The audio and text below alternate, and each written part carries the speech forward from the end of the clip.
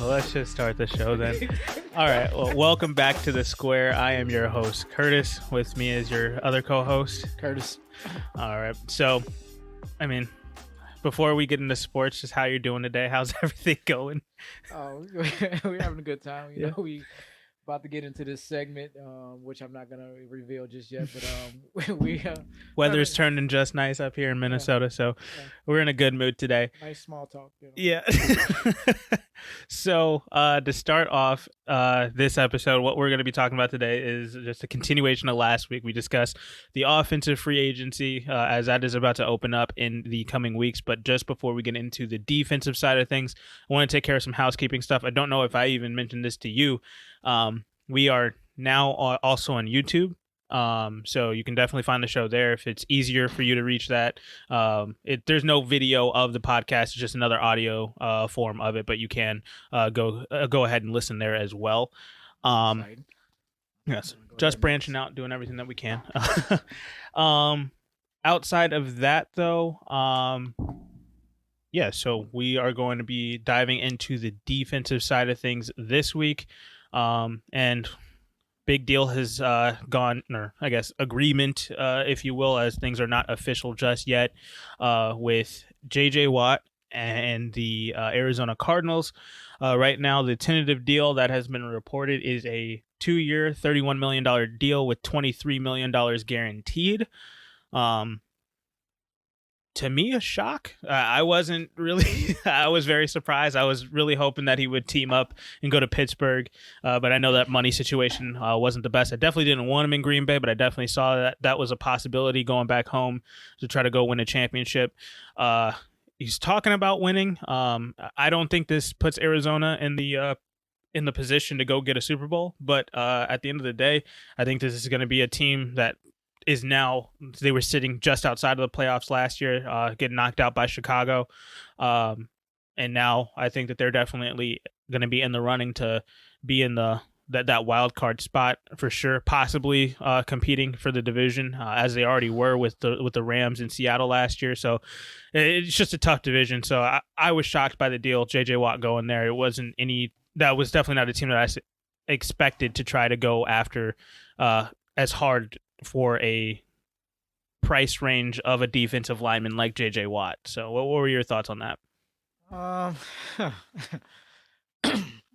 when it first broke, I didn't think much. I was just like, oh, interesting. You know, Arizona. Wait a minute, where Arizona come from? So it was a little shocking, yeah, because it was kind of like where did Arizona came out of nowhere. However, you know, upon listening to the stories and doing more research, it was been speculated that Arizona was always a team that was in the running. It was just something that people in Watt's camp was not sharing for whatever reason, which again leaves me utterly confused based on the premise of why he said he was or why when he was leaving, where he was looking to win. Yeah. I'll let you take it because I'm gonna need a minute because you want to say what I gotta say. It's just confusing. I not that you would want to go to Arizona. It's a young, up and coming team. I think that they've got a lot of young talent. Obviously, on the offensive side of the ball, you got DeAndre Hopkins, you have Kyler Murray. Hopefully, they're going to be trying to get back their running back, Kenyon Drake, trying to re-sign him. But across the board, it doesn't seem like a team that was just J.J. Watt away. Green Bay, a defensive line, trying to stop the run a little bit more so that's not what you're getting gashed with in the playoffs. Right. That seems like you're a J.J. Watt away. Going to Tampa Bay, kind of filling in for the Ndamukong Suh role or whoever else might be leaving that team this year. Right. That seemed like a good fit. Just a team that is just a couple of pieces away, maybe just one piece away on the defensive side of the ball to get you over that hump, to get to the Super Bowl, to go win a Super Bowl. And I just don't think Arizona is there. There's a lot of work that needs to be done with that team. Offensive line, taking care of the defensive back situation, getting maybe a couple more linebackers. There's just a lot of other holes that they have, and a defensive lineman just doesn't solve all of that for you. Not to say J.J. Watt isn't talented, not to say J.J. Watt isn't going to help this team kind of further their their winning pedigree. It just doesn't seem like they with this specific deal. I don't see them getting over the hump to go win a Super Bowl now. It didn't change anything in that regard for me anyway. And it just seemed like this came out of nowhere. Like you said, it was kind of kept under wraps, and that was one of the big things. Is just that JJ Watt was the one who reported it. It wasn't. He puts out that Instagram post, him on the squat rack with the Arizona Cardinals teacher shirt on, and he captions it "Source me." Like that was great. I loved it, but it just. It would have been funny. It would have been greater, and it would have been a little bit more impactful to the league. I think it would have shaken up the league a lot more if that Source Me post comes out and he's wearing a Green Bay shirt or a Pittsburgh shirt, not the Arizona Cardinals. It just like not to say that they're not a good team. They're just in a really tough division, and I just don't think this puts them over the hump. Exactly, and it just it begs more questions. What was this deal really about? Well, to make sense of it, I'm going to just speculate that this was just one or the first of many pieces or moves that Arizona is about to make. For sure. And that's the only thing that makes sense based upon what we've seen so far. And it's early. He's the first committed signing in free agency as a right, whole. Yeah. Right now we've just been getting, the the dark horse and out of nowhere from out of left field trades that's been coming across the board. So and it's been kind of quiet since the Carson Wentz trade. Yep. So and now we got the JJ Watt signing. With that, we have to question. Okay, I have to question what his intent really was, because I don't think it was about winning. It really, maybe it was about being semi-competitive.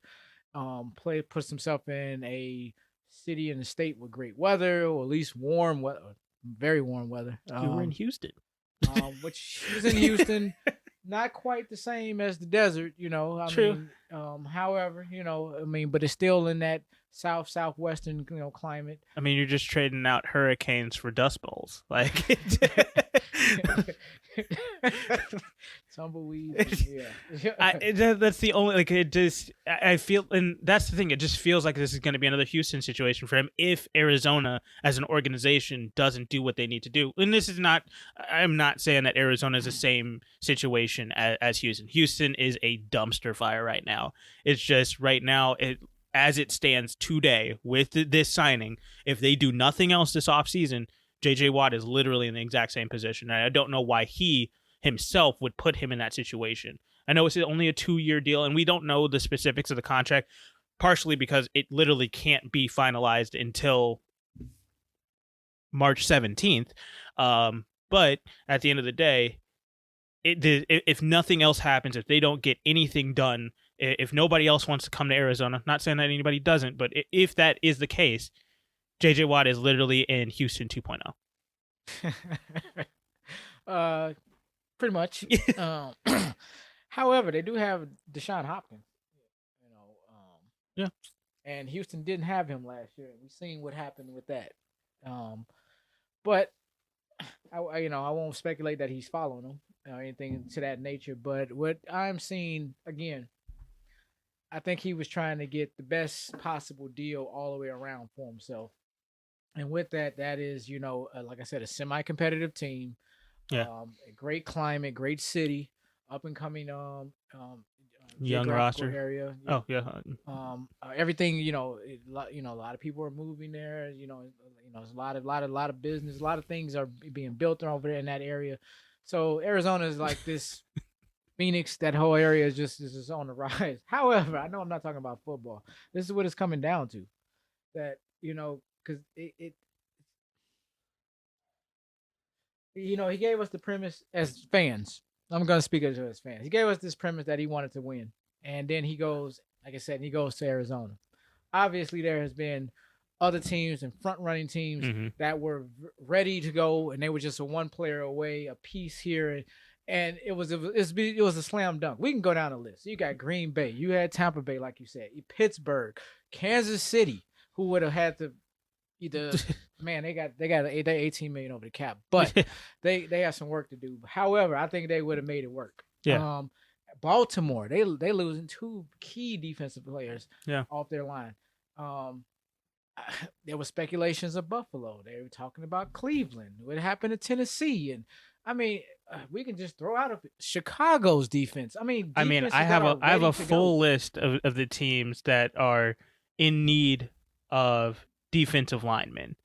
You've got, I mean, and this isn't just saying that the teams that are one piece away, but Arizona is on that list. They do need to bolster the defensive line. They really only have Chandler Jones. But you've got other teams like Minnesota, who's in the playoffs every other year. You've got teams like, I mean, if you want to go build your name more and you want to get into a bigger market, the Jets obviously need, and they can throw even more money at you if they wanted to. Cleveland, Baltimore, Seattle, Tennessee, Indianapolis, the Raiders out in Las Vegas. If you wanted to go to a desert, go there. I feel like Vegas, even though they do have Kansas City in their division, it's not as tough as a division as the AFC, or as in the NFC West, where you've got literally four legitimate playoff teams that at any given moment you could honestly, now with the new playoff structure, you could see all four of these teams in this division in the playoffs, and your guys are going to be knocking each other off. You're going to get beaten around all year long because you're playing against the toughest division in football right now. And I mean, just like I said, Minnesota, the Giants, if you wanted to go there, Dallas, even, they obviously need help on defense as a whole. They were absolutely atrocious over there, and that's another big market. You could stay in Texas, still no state income tax or anything like that. So it just there's so many other teams that you could have gone to that give you the same, or even better. New England. I mean, there's just so many other situations that you could go to that give you a better outlook, maybe even more money, or maybe a better chance at a Super Bowl. But it just feels like it feels like this is Houston from 2 years ago when they went up and had that fantastic game against Buffalo, where Deshaun Watson spins out and throws that touchdown pass to the running back there. I don't remember who it was. Might have been Duke Johnson, if that was it. But could have been Carlos Hyde. Could have been Carl. It doesn't matter. It feels like it's that team all over again. Just the same. You possibly can win a playoff game. You're not gonna really make it past the divisional round for sure, though.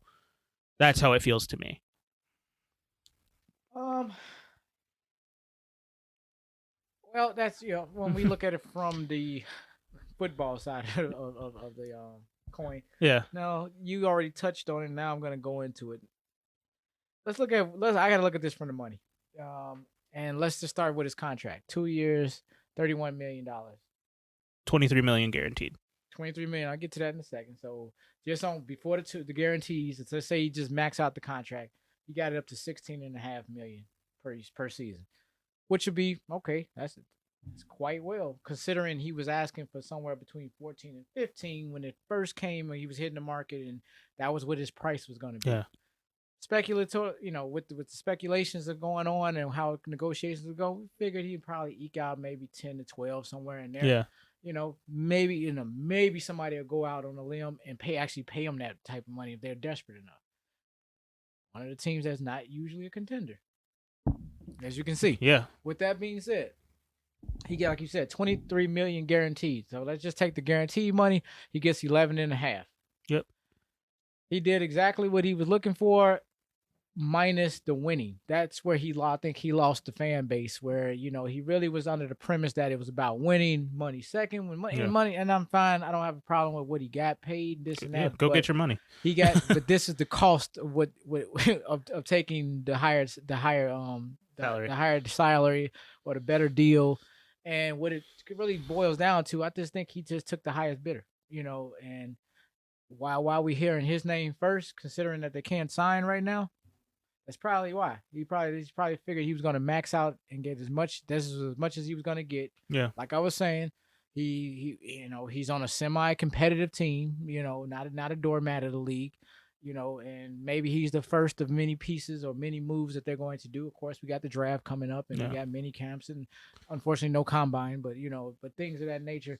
So I mean, that's just one of one of many moves that they're more likely Arizona's going to be making in this offseason, which can justify his move to some degree, but Yeah. it really can't be about a championship at this point because, as you can see, As it Arizona's not stands in right line. now. Yeah. Right, Arizona's not in line for that. Unless anything can happen in the next year or so, but or Yeah. even in off season right now in the next couple months. But as of right now, they're not even in position possibly to make a wild card run. Yeah. For the playoffs. That's the only thing like that, and you said it perfectly. It just this doesn't set you up to get a Super Bowl at all. And we have to kind of hold out judgment until after at least free agency is kind of complete to see what they try to put around them and also see what they do with their draft picks. But I mean, if they don't do anything else and they just bring in a bunch of rookies, this literally means nothing for either JJ Watt or Arizona. Maybe Arizona, like you said, makes a playoff a wild card run here, but like I said, I don't see them getting past the divisional round. At all with the roster as it currently stands. So they got a lot of work to do to convince me that this is a worthwhile deal to be made. And again, as nothing is official right now, JJ Watt can change his mind. Obviously, it doesn't seem like it's going to be that way. It looks like he's ready to go with Arizona, but anything can happen. We've seen crazier things. Yes. So let's dive more into the free agents that haven't signed yet. Let's start with the defensive line and work our way back towards the secondary and towards the defensive backs there. So kicking it off with the defensive line, we have quite a few DNs and edge rushers and defensive tackles that are going to be available. Let's start with the one who made a huge impact in the Super Bowl run this year, Ndamukong Suh from Tampa Bay. 34 years of age. He's an unrestricted free agent. I definitely don't think that he is going to be returning with the money situation in Tampa Bay.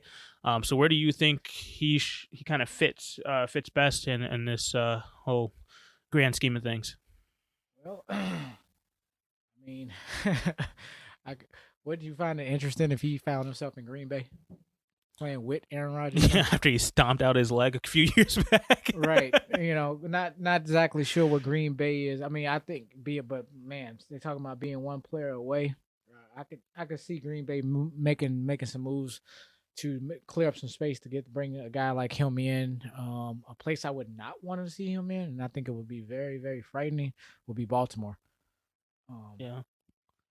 I mean, for me with Baltimore, I just don't see how that's going to fit for them too much, only because they already have a great run-stopping defense. I mean, they have to fight. They have to go up against Lamar Jackson every single day in practice, so they know how to defend it well with the personnel that they already have in that space. I think that they would probably be more well-suited to try to go after maybe a linebacker or defensive backs to kind of get that depth, or even, obviously, got to go get a wide receiver on the offensive side of the ball to help out Lamar Jackson in that side of the ball. But I mean, obviously, I think Ndamukong Suh has just a couple more years left in him. I think he's got maybe one or two more good seasons left in him where he can still be a very impactful player on that side of the ball, especially being that man in the middle.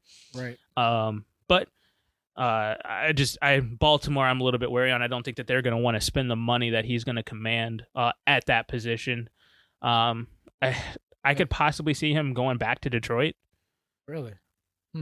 I mean, just to wrap up, I mean, like I said, he only has one or two more seasons. He's got his Super Bowls. He's been to one. He's won one now. Right. He might want to just go back and kind of amend some of the, because I mean, over the last few years, he hasn't had really too many run-ins with refs. Obviously, he's just been kind of doing. He's had his head down, and he wants to go win a Super Bowl. He had a great run with the Rams. Took a year, and then he's got a huge year this year with Tampa Bay, kind of commanding and being one of the captains on that defensive side of the ball. So I think that maybe going back to Detroit, kind of teach up some of the guys maybe there, or just kind of going back home and playing good football there to kind of bring them something. They've got a lot of money to throw at it. I think Detroit is in a full rebuild right now. Obviously, they still have Jared Goff, so they can still possibly be competitive based off of what moves that they do. I think that might be a good situation for him just to go back there. Right. Obviously, Indy has money. Tennessee, Seattle, if you're looking to try to go for a Super Bowl run again, those might be some good options too. All right.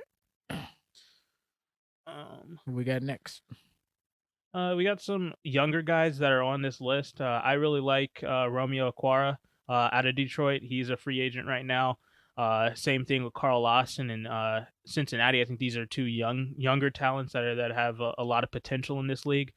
Um, they're both 25. You got Leonard Williams at 26 from the Yes, Giants. I think he's definitely going to bring. on my Uh, list. he's going to be a big one this offseason. Just because again he's so young, and he's going to be commanding just a starting role where he's going to be very impactful on that defensive side of the ball. I think New York's kind of in a weird position because they also have Dalvin Tomlinson, 27, not as skilled as Leonard Williams, but Hmm. definitely does bring another level of kind of physicality to the middle of the defensive line there.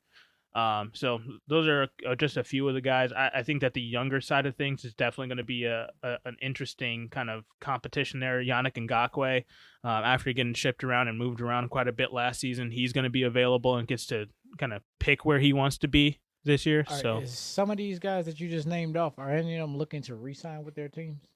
honestly, on the defensive side of the ball, I'm not really. They don't get talked about, so I don't know what their thought process is. I think Yannick Ngakwe, he possibly might be looking to try to re-sign with Baltimore, just because that situation out in Baltimore is a really good one, and being the defensive end over there, he definitely can be very impactful. I think he's one of the better young defensive ends that are available this year. Mm-hmm.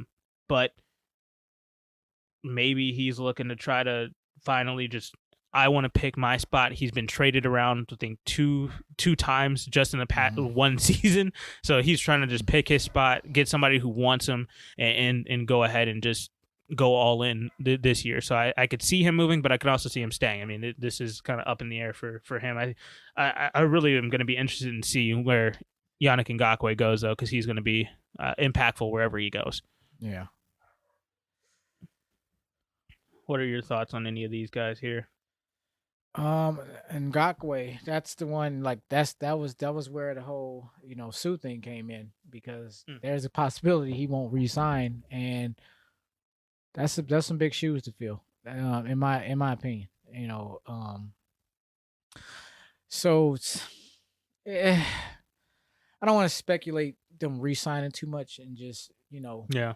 as opposed to let's what's a good fit for these guys, but I mean, man, it's really like musical chairs. Really, you just Sue leaves the Tampa, Lumper, then yeah. someone else comes. Leonard Williams go to Tampa. It's like Yeah. they're just kind of swapping places and stuff. But trying to figure out what's a good fit and what it isn't. However, I think Baltimore would be pretty foolish to let this guy go. But definitely one of the top. I think he's one of the top 10. Hmm.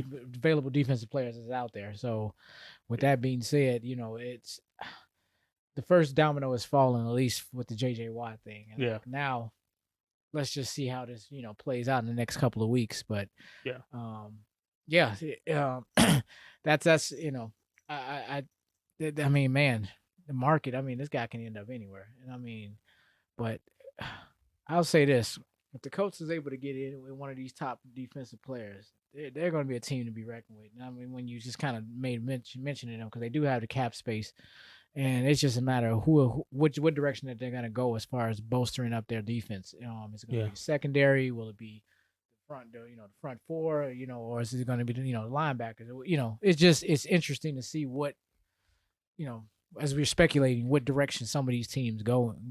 I think So for Indy, that's definitely a team that if I'm Yannick Ngakwe, I'm really looking at Indianapolis. It's, yes, you're in a cold state. It's a little bit dry out there in Indianapolis and in Indiana as a whole. But in the at the dome. end of the day, you're in a dome. Yeah, like Yeah. so you don't have to worry about the weather. But uh, if you don't want to get bored, definitely Indianapolis might not be the place to go. But I think that if you go there, you're going to be in a position where you have a very deep defensive line, as they already have some linebackers and some edge rushers that definitely command respect out there in Indy. But I think what Indianapolis needs to do, they need to focus on getting Carson Wentz some more weapons, and then Mm. wherever you want to create depth, that's where you go. You already have a fantastic offensive line. Get some depth there just in case somebody gets injured here or there. Don't want to pull a Kansas City.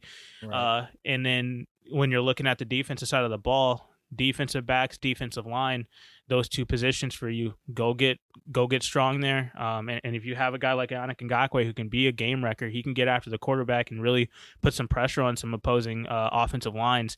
They're really going to have to make that decision and just go all in, because I think that when you have a quarterback like Carson Wentz, he's looking for a fresh start. Yeah, you're if you go all in, you're really putting a lot of pressure on him, but you have such a limited window.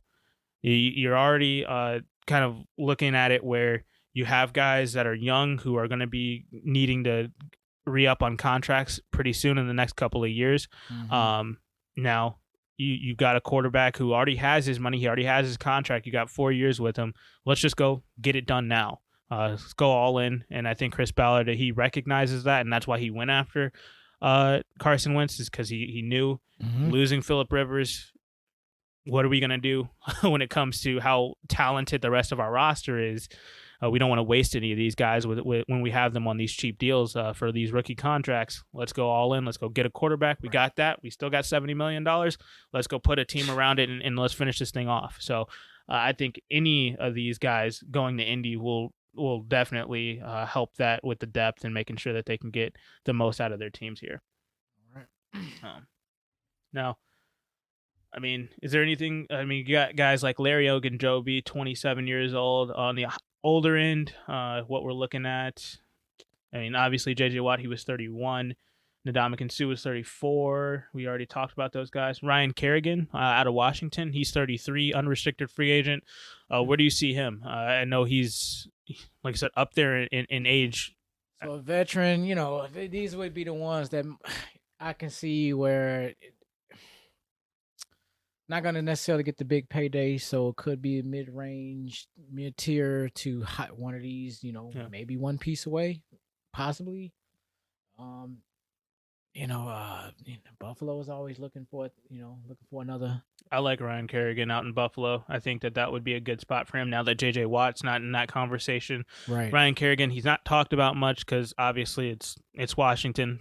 I mean, they had a great defense this last season, and he was a big part of that. Obviously, Chase Young, he's been mentored by Ryan Kerrigan over this last season, and Montez Sweat, even though he's a linebacker, he still got a lot of knowledge from Ryan Kerrigan.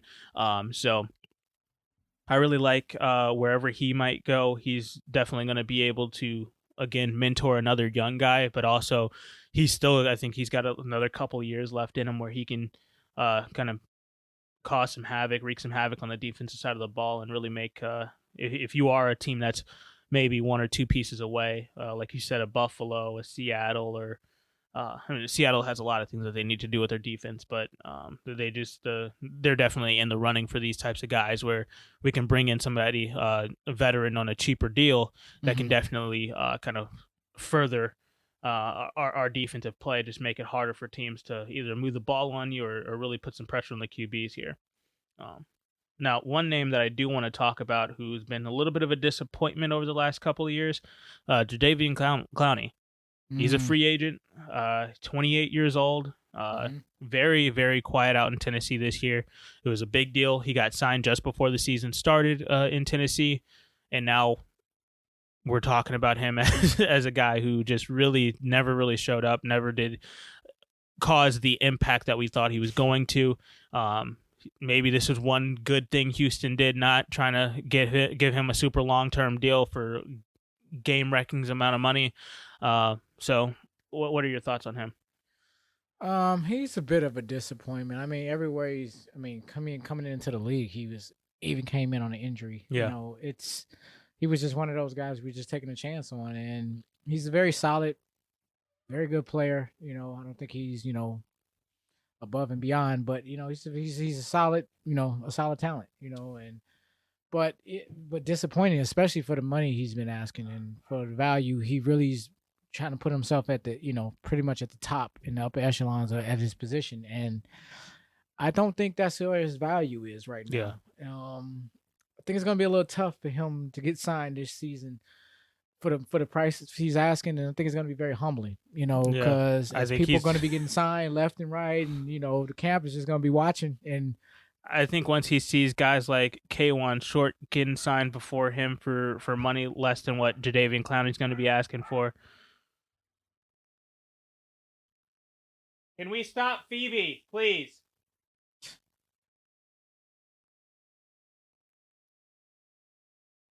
I think when you're looking at Jadeveon Clowney and you're going to be seeing guys like K1 Short, 32, coming off this free agency board here, guys like J.J. Watt's already been re-signed, Ndamukong Suh's going to get signed, Justin Houston, uh, Ryan Kerrigan possibly will get signed before him if he's going to be asking for the same deal that he got in Tennessee this year. I think that, yeah, like you said, it's going to be very humbling, and he's going to have to make that decision. And I think at the end of the day, he's definitely going to come down in price. I think he's definitely not getting the $17 million he did from Tennessee. He's going to have to come down, especially to probably around that $10 million price range at the highest, and even lower than that. the guy's market value is at 6.5. Jesus. So that's his average annual salary. Yeah. So it's like I said, it's gonna be very tough for him for the money he's asking. Yeah. But, I mean, granted, teams can sign players for whatever they want, and depending on how bad they feel they need. So with that being said, you know he might end up with like a Jets situation where they've got a ton of money, but they don't have a good. Exactly. It's just you're not gonna have Tampa Bay, Yeah. Kansas City's not knocking on your door trying to come on. Would you please come over and play? Not I- gonna happen. You're not. You know. You haven't shown anything yet. Right. So as far as winning, yeah, I guess in his case, maybe just trying to find the best possible situation for himself. Financially, and that's fine.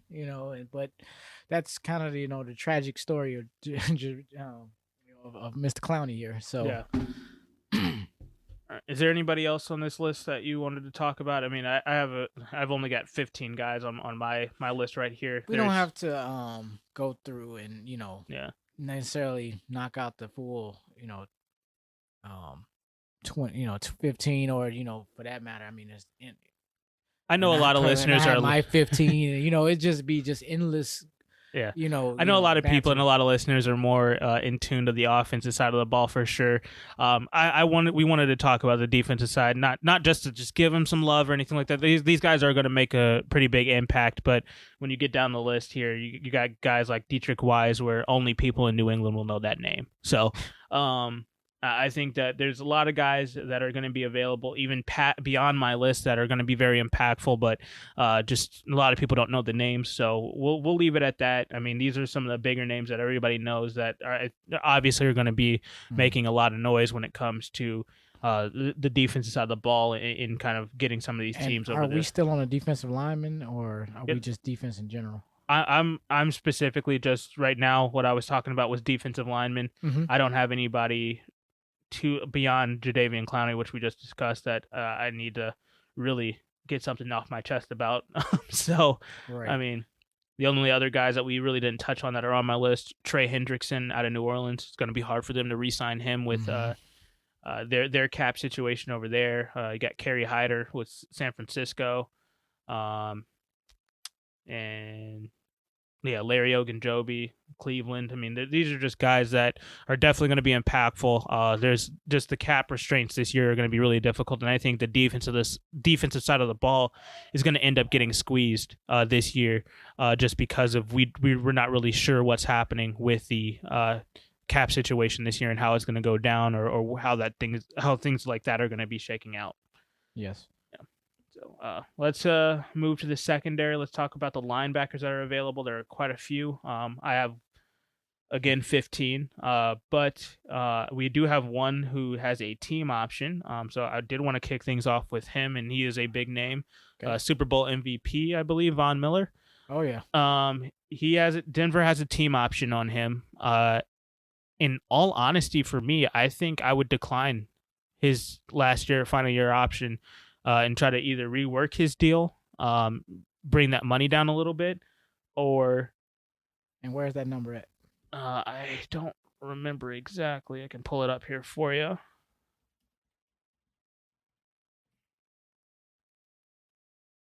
Wait a second here. Yeah, this year, 17 and a half. million. Basically, yeah, he's going to be taking a 22. Oh, well, his cap hit now this year is only going to be $22,000 or $22 million. Sorry. Um, so it's pretty high up there. And I don't know if he, especially with the injury that he had last year, if Denver's going to be wanting to take on that amount of money. Obviously, they could definitely do right by him, pick up that option, and run it back with him if they want to, just for this last year, and then rework it the year after if you don't feel like you're going to be trying to make a Super Bowl run this year. But I mean, he's 31 years old, so it's not like it's the you're clamoring as to the end of days right now if you don't sign him or if you do.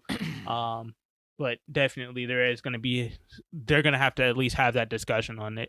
Hey, are we where is his value at? Where do you think his value is?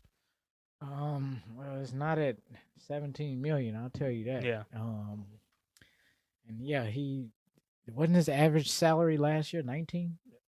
No, the last 3 years, 2019, 17 million. Last year, 17 and a half. This year, 17 and a half. That's what he cleared. Okay. Still 7. Oh my gosh, that's a lot of money for one lonely linebacker on a losing franchise. That's I don't know if they can justify that a second year in a row because they do have to address the defensive side of the ball, but they definitely have to address the offensive side. So Denver has a lot of work to do, and I don't know, maybe for sentimental values and and just being loyal to their players, that they may give him a homer deal of some sort, and that's fine, but don't expect Denver to be in conversations anytime in the next few seasons. Well, my thing with it is that your cap hit is 22.25, basically $1 million, which is a lot of money, especially with the salary cap going down. It was, as we expect. We don't know this at all yet, right. but that is what everybody's expecting, unless the TV rights deals get finalized within the next couple of weeks. We are expecting the salary cap to go down this year, but if you cut them or if you trade them, you're looking at only a $4.5 million dead cap space there, dead cap charge, as compared to last year. If you would have tried to cut him, that would have been nearly $30 million. Explain the dead cap. Basically, a dead cap charge is when you cut or trade a player, there is still a certain amount of money that person or that guy or that player holds on your cap charge, even though he's not on your roster. So you get an open roster spot, but you basically have to pay that. You have to pay a price to have that happen. So basically, if you trade or cut Von Miller, you won't have him on your team, obviously, but when you're looking at your payroll sheet, he's going to hold a charge of $4 million and $225,000 at the end of the day. Okay. And you can't use that money when you're trying to sign new players or make a trade or anything like that. That money is not available to you. It's a dead cap charge. It's money that you're paying out that you're not receiving anything back for. Got it. Yeah. So when you are looking at only $4 million to trade or move on from him, that's definitely a huge bargain. When you're looking at last year, it would have been $30 million. Right. Well, so with that, then I see him moving on. I couldn't even begin to tell you where he would probably end up. But I don't think he's going to get. It's going to have to be some type of pay cut significant to 10, 11 million maybe. And I don't even know if that's stretching it. Teams do have that kind of cap money, but just to get them in there and it look all great for the season one, maybe if they sign them to a 3-year deal or whatever, and have a two, basically a 2-year deal with a 1-year option or something like that of that nature. Yeah, there's a possibility. Somebody he can get signed for like nearly $10-11 million, but again, it's not going to be one of these top tier teams. And I know some of these are the bigger names, but are they going to play? Are they playing for the money, or are they going to play for the championship? Because I find it going to be hard that they're going to be able to do both. Mm-hmm. So where he goes, my guess is as good as anybody's. Because like you're saying, there's not a whole lot of information about and chatter about the probabilities of where some of these more of these defensive players are being or leaning toward, or what direction they may be possibly Yeah. going in. So we're just shooting in the wind. What probably makes sense for them, Um, I mean, if he is available, I think that if you're looking to go for a championship run, I mean, obviously you got your Super Bowl with Denver, but you want to go get another one. Unfortunately, Green Bay is a really good option that for was you. my number one option right there. You get some depth for their offensive or for their linebacker core here. Obviously, they had some injuries last year, and they need that just depth for rotating guys. Um, Other teams, Tampa Bay, clearly they're having a linebacker crisis right now, as they have a couple of guys, Devin White and Shaq Barrett, are going to be free agents as well. Mm-hmm. And you're looking to try to just make sure that you're shoring up that position over there. So definitely, those are going to be some good options as well. Cleveland, if you're looking to go for a team that is already up and coming, they had a great season last year. You feel like you could be that last piece, another good depth at linebacker there. Mm-hmm. Obviously, that's going to fit very well. Go to Tennessee if you want to. Miami, another young team. Chargers. Obviously, like I said earlier, Dallas needs everything on defense. Um, I mean, you could stay in Denver if you want to, if you're Von Miller, if they are willing to pick up that team option. But I feel like there's no way that they're going to do it. I think that they're going to have to move on and either rework that deal so that he's making far less money than what that charge would be this year, Right. or he just moves on, goes to a different team, and tries to go win another Super Bowl somewhere else. Because I just don't see with that charge on your salary cap, there's no way you're going to be able to compete for a Super Bowl run here. Well, I can possibly see him taking like you were saying, taking a veteran, kind of being a veteran, taking that looking to play for that title more Yeah, so than the money, because he probably is gonna it's gonna be a stretch of trying to get the money he's looking for versus now where does he play? Now if he ends up somewhere like you said with the Jets, he's gonna be miserable probably. Probably injured, probably not gonna play, but he's getting paid. And then we don't hear no more from Von Miller. This would be that part of his story yeah. that we don't talk about. We've seen it a million times. However, since there is an opening at the linebacker spot on this particular team that I'm about to share, I can see Von Miller possibly getting a kind of a mid-level, maybe $6-7 million contract, and finding himself over in Baltimore. Oh yeah, I mean, definitely could see that. I don't I mean that's not one of their biggest areas of need, unfortunately. So I mean, if it was something like the defensive line where he definitely needs it, but uh, he's more of a pass rusher linebacker than he is a coverage linebacker. So I could definitely see them using him as an edge, like a more of a defensive end type, Mm-hmm. instead of trying to put him into that space where he can kind of be caught in between and do both. Right. I definitely see Von Miller more of the Khalil Mack version of a linebacker than, let's say, a Darius Leonard or somebody like that. Right. And the reason why I brought it up, and for reasons why I can segue into this guy, because as of right now, Baltimore does not have Matt Judon Yep. on Next on on my the list. active roster, and he could be replacing him for a discount, and that's where I've said there's a possibility of a fit, just based on need. No, are they in dire need of linebackers? No, not at all. Yeah. But I was looking at it in replacing Matt Judon. Judon. So Yeah, especially if Matt Judon does decide to walk, I can totally see that happening. I just think Baltimore's going to do everything they can to keep him because he is a focal point of that defense over there. So if they're smart. if they're smart, they'll definitely go ahead and do everything that they can to keep him. But moving off of Baltimore and Denver here, I got some other guys on this list. Yep. Melvin Ingram from the Chargers, name that we have not talked about at all recently, just being that he got a huge deal a few years back. Definitely lived up to the expectations that first year, but then the Chargers began to fall off, and then obviously Phillip Rivers leaves. Yeah, they're moving on. They're going with Justin Herbert this year. Mm-hmm. Not the offensive side of the ball was definitely the talk of the town if you're a Chargers fan. Not the defense as much. So where do you see Melvin Ingram? Do you still think he's got it? He's 32 years old. You think he can still be impactful on the Uh, wherever he goes, or how do you? I see it to a degree. I mean, he only played 7 games last season, Yeah, so he's his numbers don't. Last year's numbers don't really reflect much, uh, from a statistical aspect. But he is a talent, and I yeah, think there's still a market for him. Where again, doesn't necessarily have to break the bank with this guy, hmm but I can see him possibly, you know, I, I can see a guy like him ending up on possibly the Rams, may go over to the other LA team, yeah. um, Stay in Indianapolis, the same building.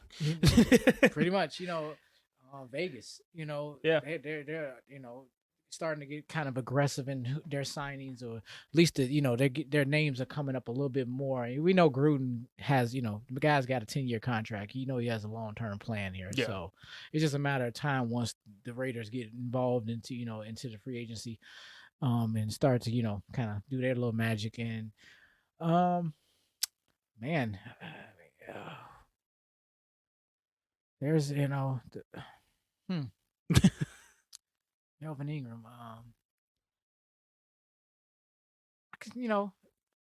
Atlanta.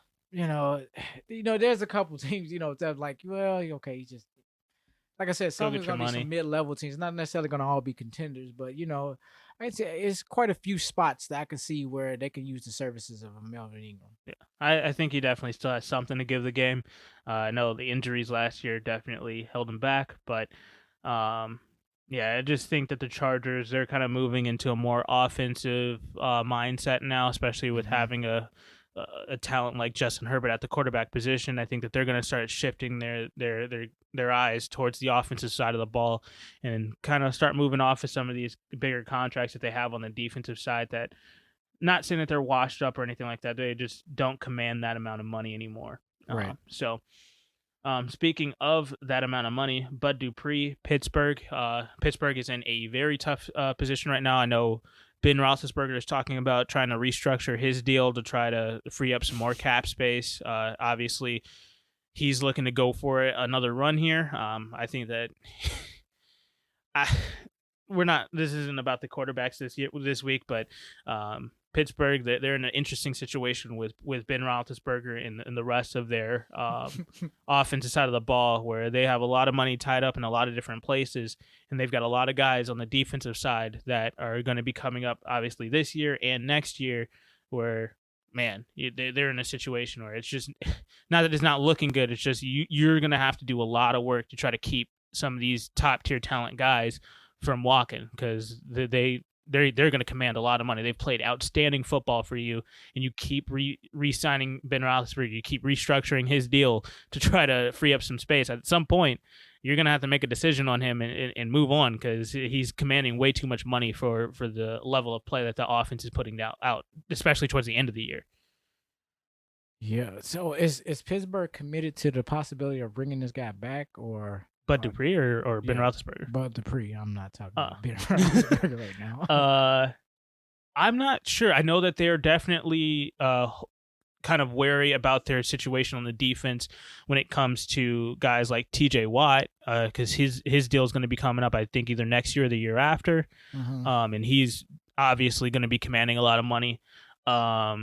You got Avery Williamson this year that's going to be moving on, or he's going to be a free agent as well, or he is one. So they just got a few guys already that, and they've already restructured some other deals to try to elongate those as much as possible.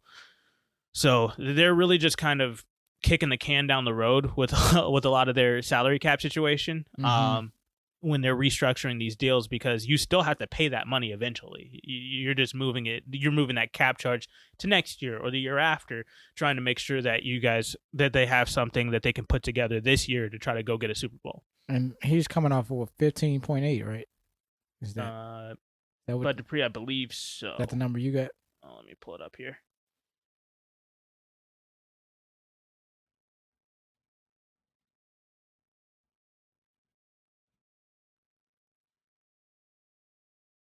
Yeah, 15.8. Okay. Is that even doable? And the question is that even doable for Pittsburgh at this time? Can they really take, really seriously signing, a linebacker for 15, 16 million a year? They could if they move on from Ben Roethlisberger. And that's the big thing. He has a $40 million cap charge this year. Obviously, they're trying to rework it so that comes down to, I think the lowest that they can get it down to is somewhere around 27 million, maybe 25 at the lowest. But Hmm. still, that's a lot of money for a guy who really does not play well the last 4 to 5 weeks of the season.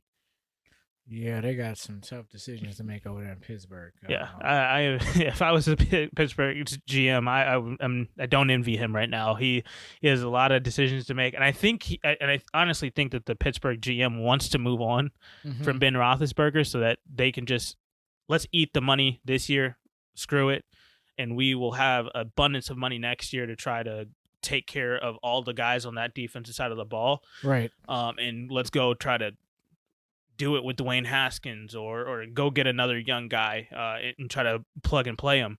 Right. But it seems like the ownership is hell bent on making sure that they do right, air quotes there, with Ben Roethlisberger. But it just seems like they're really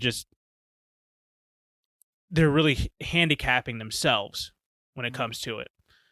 So I'm not sure what Pittsburgh's going to end up doing. It sounds like they're trying to free up some space for some guys this year, but that's only going to make a worse situation for you next year. So I really don't. Again, I don't envy the Pittsburgh GM at this moment because it's a tough situation if ownership is trying to take the side of the player as opposed to trying to help the organization kind of move forward with their future. Okay. Um, so, like I said, the other guy in Pittsburgh, Avery Williamson, I definitely think he's an inside linebacker. He's not an outside linebacker. Mhm. So he's 29 years old. Definitely still has some good years ahead of him. But like I said, the situation in Pittsburgh right now, they just don't have the money to sign guys like this. I think we're both in agreement. Shaq Barrett's probably getting franchise tagged. Oh, yeah, that's man, like the worst case kept secret out there. Yeah. There's no way he's leaving Tampa. Yeah. If they can't come to an agreement on a long term deal, just kind of an update on the window right now that we're in. We're technically right now in the franchise transition tag window. That ends on the 9th. Today is going to be the 2nd. So you guys are probably going to hear this after the transition window and the franchise tag window closes. So that's just kind of where we're at. We just don't know yet if they've put that tag designation on him yet. So right now they haven't. And Tampa Bay definitely is not going to let him just walk out of the door for nothing. So another guy, playoff player here, Olivier Vernon from Cleveland, 31 years old. What are your thoughts on him? So I think there's a legitimate market for Vernon. Yeah. At 11 million. I'm just throwing out. I've been throwing teams out. I mean, that's what I'm seeing. I see that he's going to re-sign, but I can see a few teams that will love the services of this guy and can definitely step in immediately and be a game changer for that franchise. Yeah, I mean, a lot of these guys, especially on my list, I mean, these are bigger names that I think everybody's going to know. Outside of guys like Denzel Perryman and Kyler Fackrell. But at the end of the day, I think Cleveland's going to be a hot destination at all of these, especially because it is just history. It's just a lot of guys are going to be there and want to be a part of a situation where kind of things are changing around for Cleveland. Right. So when you're looking at that, I think that Cleveland, I think Olivier Vernon, after putting in the amount of work that he's done there, I think he's going to want to stay and kind of see this thing out. So I could definitely see him possibly taking a discount, but I don't know if he would have to take too much of one. I'm not sure what Cleveland's cap situation is going to be going into this next season. But if they do have the money, they just need to kind of bolster and get some depth on the Mhm. defensive side of the ball. Because once you have some injuries, and obviously we just went through a COVID season here, so when you have guys kind of falling off only because of that. Um, 25.7 million in available cap space. Okay, yeah. So if he kind of takes a little bit of a discount to just allow the money to get spread out over the defense a little bit more to just get that depth, that's definitely going to help Cleveland make that run this year. I think that they also should be trying to trade Odell Beckham Yes. to try to get a couple more pieces, whether they're trying to just get draft capital or they're trying to get some more weapons on the offensive side of the ball or just trying to bolster the offensive line or going to go get another piece um, for the defense. Outside of that, this team is really well equipped to try to go make another run here because, like I said, Pittsburgh's kind of hampered by their cap situation. They can't really do too Mhm. much. Baltimore's obviously going to be their biggest competition, and Cincinnati, they're 2 years away from being 2 years away. So, so But the defense, no, yeah, even worse. so It's the offense. yeah, so they Cleveland's really in a nice little spot here, especially now they only have a third place schedule after their run this year. So I think they're set up really nicely this season to try to go get a few pieces and make a nice little run here.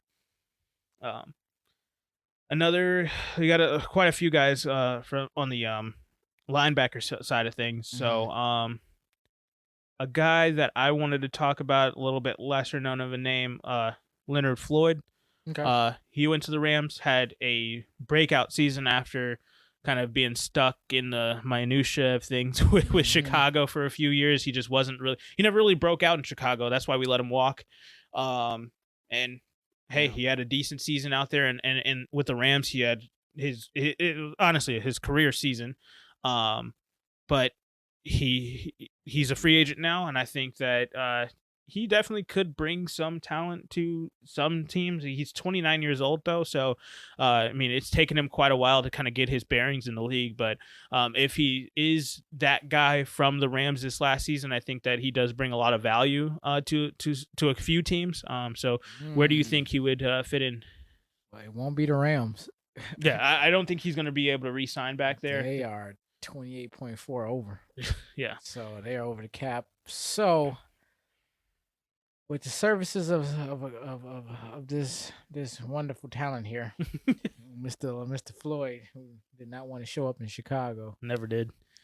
Very Um disappointing. and it's coming off a $10 million contract, which so he's, you know, that's a number and a price where a lot of teams can get involved. Yeah. Had to pick what's a good fit for this guy. Hmm. I honestly think he fits just about anywhere, only because it doesn't really matter if Mhm. you're trying to get a starter or get somebody to give you depth. Leonard Floyd can be both.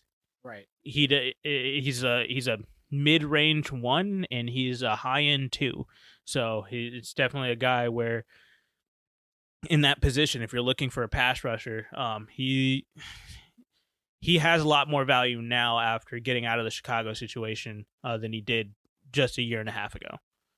Right. And I mean, taking a scenario just as an example, man, Sean Lee is leaving, is not signed now with Dallas.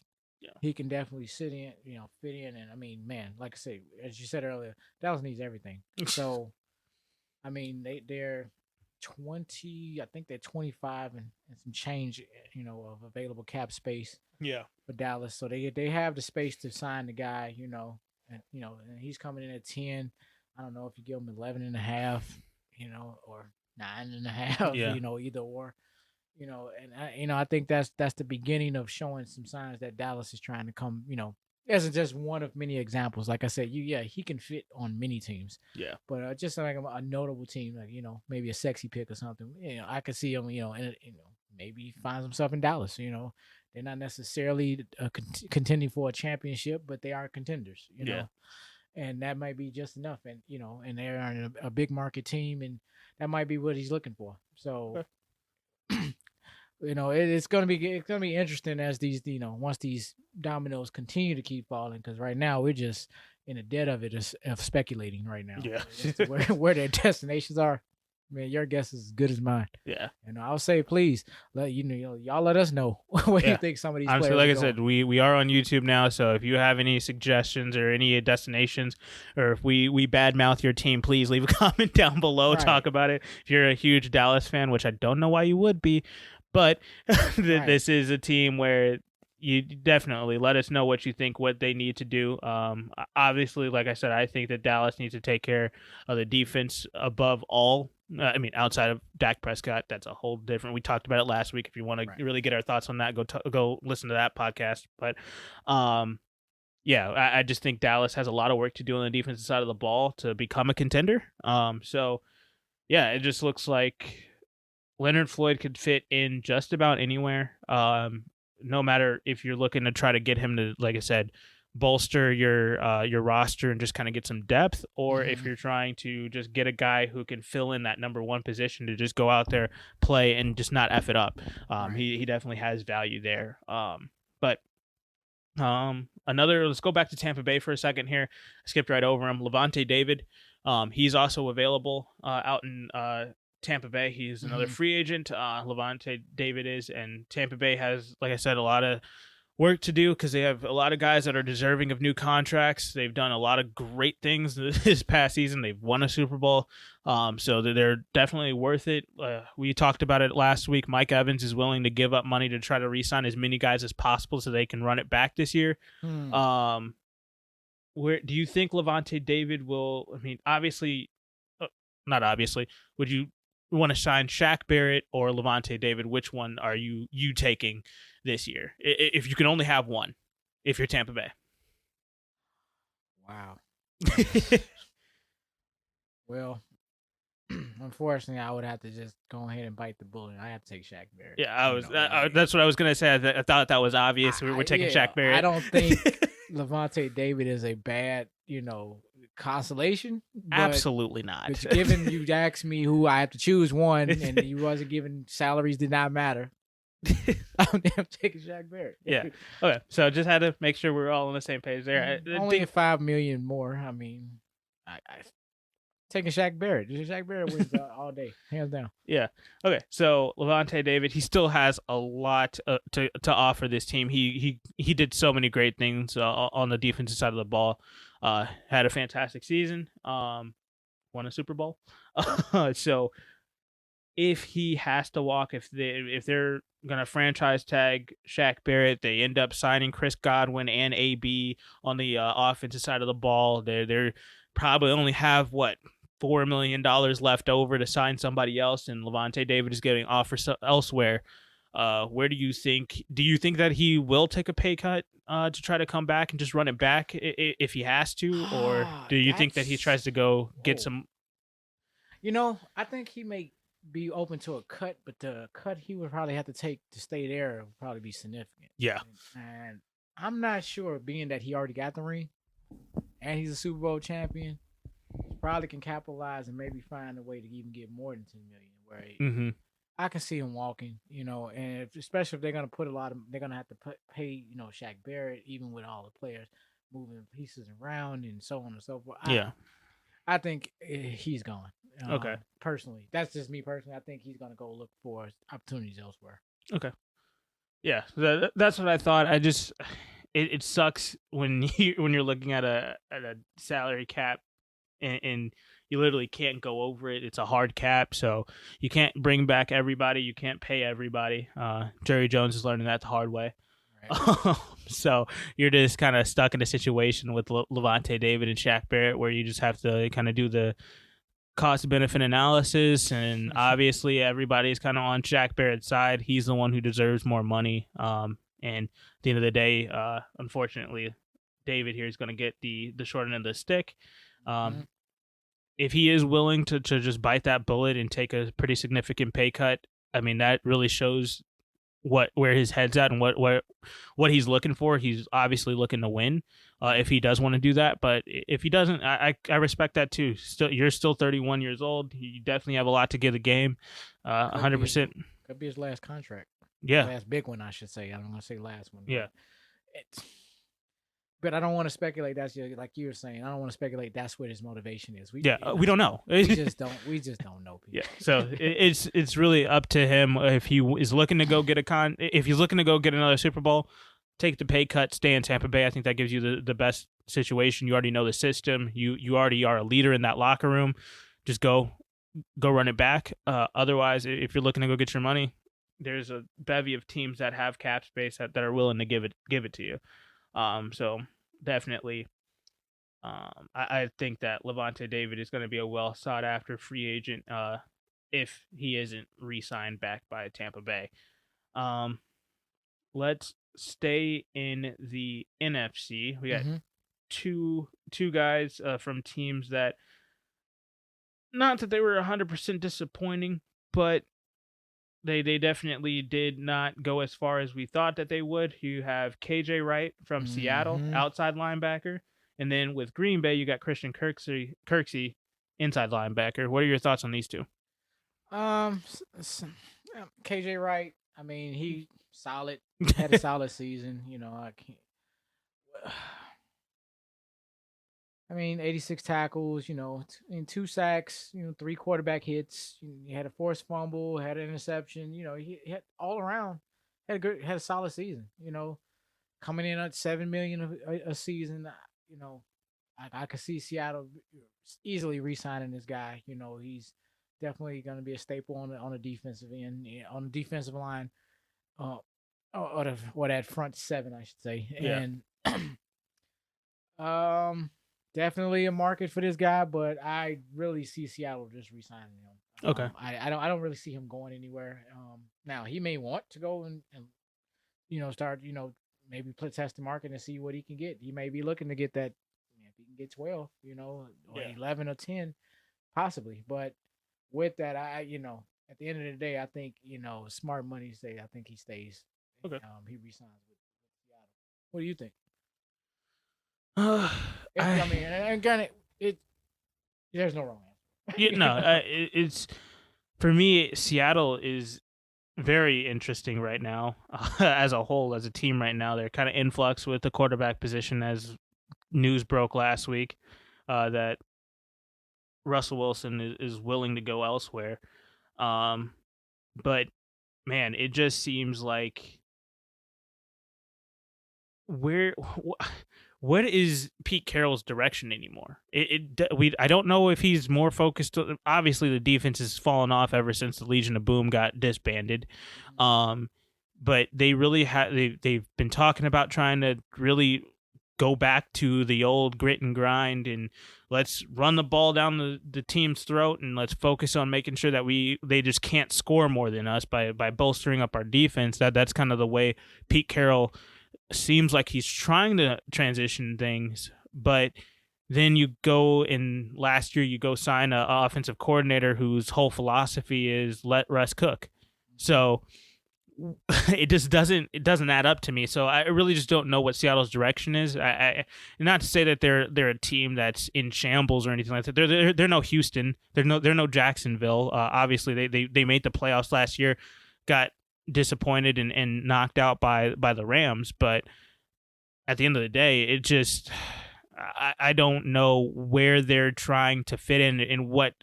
I don't know what their identity is what I'm trying to say. I just don't know if they're really focused on legacy and kind of doing right by the guys that you have, or if you're trying to be more of a analytics based team where, hey, you're getting up there in age, let's kind of see where we want to move on to and if we can get better value. So I just don't know what their identity is. So I really don't have a clear outlook on what Seattle's trying to do here. It's safe to say I don't think any of us know. But what I have been seeing is obviously, I know this is gonna get back to the defensive side of the ball, but you know, whatever's going on between Russell Wilson's camp and Pete Carroll's camp, obviously they're not seeing eye to eye. Yeah. Russell Wilson seemingly sees himself one way, and like you were saying, it's very legacy based. Mm-hmm. And let's Russ cook and the whole campaign, and that's wonderful, and I love this. Then there's the Pete Carroll side of the ball, or Pete Carroll's, you know, camp, and he sees or he wants to see Russell Wilson as just this game manager. And I don't it, get it. thank you. I mean, I was like, what? You know, like, what are you talking about? This is exactly the reason why they only have one title and not two. Yeah. You know, because which is kind of strange because he wanted him to throw. Something I don't know, but the question was, was about Pete Carroll. I don't.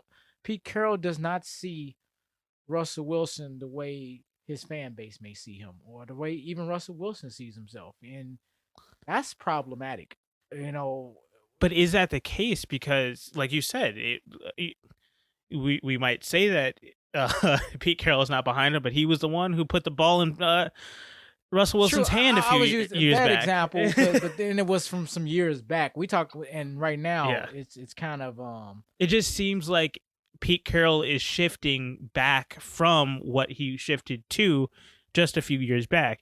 After everything that happened with the Super Bowl 49 and Russell Wilson throwing the pick and the Patriots win the Super Bowl and all hell breaks loose because Beast Mode didn't get the ball. which is funny, and that's kind of the kind of football and the kind of offense he wants to run now. Yeah, that's what I'm saying. Like you transitioned away from that after that season. You said, well, I don't think it seemed like Pete Carroll went on this binge where he's like, I wasn't the issue, Super Bowl 49.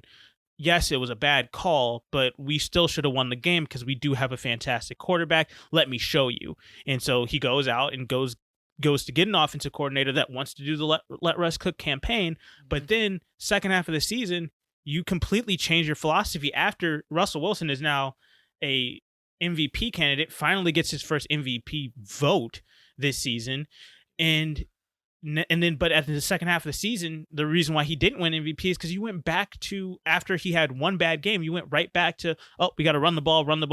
And now you lost all your running backs. Now they're all injured because they got overworked. They got overused. They took too many hits. And now you got to put the ball back into Russ's hands to finish out the season. And, oh, hey, you haven't done this in 5-6 weeks to just throwing the ball every single play and just get out ahead. You went from trying to starting the game slow and running the ball and be methodical and let the other team get out ahead and have Russell Wilson come in the second half and be the hero. Mm-hmm. You were going and saying, hey, we're going to go win from the start. We're going to win from quarter 1 all the way through quarter 4 by letting Russell Wilson do his thing all game long. And then you took that away from him and then try to put all the onus on him at the end of the season when you guys aren't able to get it done. Mm-hmm. So I just, like I said, the identity just seems like Pete Carroll with the offensive side of the ball is kind of waving back and forth between giving control over to Russell Wilson and letting go of the offense and letting them do their thing, and then being like, well, no, this is my team, this is my philosophy, let's run the ball, let's have great defense. Mm-hmm. But you don't have the personnel to have a great defense this year. Like, all you have is Jamal Adams and KJ Wright. Sorry, no disrespect, but that's just where I feel with Seattle. There's influx with Pete Carroll. It feels like Pete Carroll and the Seattle Seahawks organization is having an identity crisis. Very well. So, with that being said, I think, and what we were discussing, I think the majority of this mess is on the offensive side of the ball. Yeah. I think KJ Wright can quietly come in and just re-sign a deal to solidify, because they need to build on their defense. So it would only make sense to me that they would start by re-signing this guy and then adding another another piece or two to try to bolster that. Yeah, because they don't need too much. Their defense isn't horrible. They just need to be able to stop the run a little bit more effectively, right. And then maybe one more defensive back so that you can play man to man when you need to. Right, and you need the rotation. Yeah, that's I'm looking at it from a depth aspect, because they don't have a bad defense, but I think letting this guy go is not going to help them where they are, especially what we just discussed. And that's the only reason why we're discussing this, and just to understand the full scope of the Seattle organization in relation to KJ Wright. Yeah. But with that, he can easily be like, you know what? Oh, that's a mess over here. Man, I got 6, 7, You're saying one thing, you're saying another. Right. I can go find myself over here getting the championship for maybe 7-8 million. Yeah. So. I mean, like you said, you could see it anyway. We don't know what's going through anybody's head. And obviously we're not in the room. So, and I know it seems like everybody's talking about Russ is leaving this year. Honestly, in my opinion, I think he's going to stay at least for this season, and then possibly, depending on what happens this next season, this is going to be another topic of a conversation next offseason. So stay tuned for that. We'll definitely be here talking about it. But I'm hoping somebody provoke something this yeah. offseason. And Well, you I know mean, I what? think Let's everything say happening right now, all this back and forth, the petty little remarks here or there. I I love don't it. like that you said this. Well, I don't like that you're not doing, like, all of this childish stuff that's happening. This is middle school, boyfriend, girlfriend, the three-way triangle that's happening right now. That is just, it's immature, and it's just, say what you got to say. Like, just come out, say it, and let's get it out there in the air, and let's get it over with. Every bicker is one step closer to Chicago. That's the way. Hopefully, I really hoping it is. Like, just Russ just don't want no part of this. So. Yeah. Keep arguing, yo. Keep arguing. The other half of it, Christian Kirksey in Green Bay. He comes over from Cleveland, plays 11 games this season, has 2 interceptions, 18 returning for 18 yards. I mean, he's definitely had a decent season. He had 2 sacks, 77 combined tackles, 46 solos, 2 tackles for loss, 2 QB hits. So, I mean, he definitely is a guy who had an impact on that side of the ball. Interior linebacker definitely was bruising out over there. Like I said, the 2 interceptions is huge. I think that was definitely something that helped the Green Bay defense not look as bad as they did in years prior. And it's the most games he's played in 2 seasons, in the previous 2 seasons combined. Oh, yeah, for sure. Yeah, after those 2 injuries, yeah, you're right. So just what are your thoughts on Christian Kirksey? Do you think that he is ready to get another deal here, or is it somewhere where he's going to have to take the discount and try to go? No, I think that's what this year was. He was basically, it was a dress rehearsal. Okay. And he's basically, kind of putting his resume out there, letting the league, first and foremost, Green Bay show what he was about. Yeah. I think he earned himself a contract, if not with Green Bay, with someone. Yeah. Someone's gonna want this guy. I think Green Bay, by evaluating this, maybe they got a short list of some other players, but if they were evaluating them the way I think most teams would have, and they would basically like, Charles, let's see what we have after this 1 year. We got him on a 1-year deal, and let's see what we get. Considering for $6.5 million, I think that's not bad. That's not bad at all. And I can see the guy getting re-signed by Green Bay. That Green Bay will reward this, and then definitely rewarded by re-signing them, and then adding another piece, and then bolstering that defense, and then they're ready to run it back. At 29 years old, how long of a deal do you think they're willing to give him? Is it going to be a 4-year deal, or are they just going to go 1-2, like possibly an out in the 2? I think it's something like that. Maybe a 2-year deal. 2-year, $8-9 million.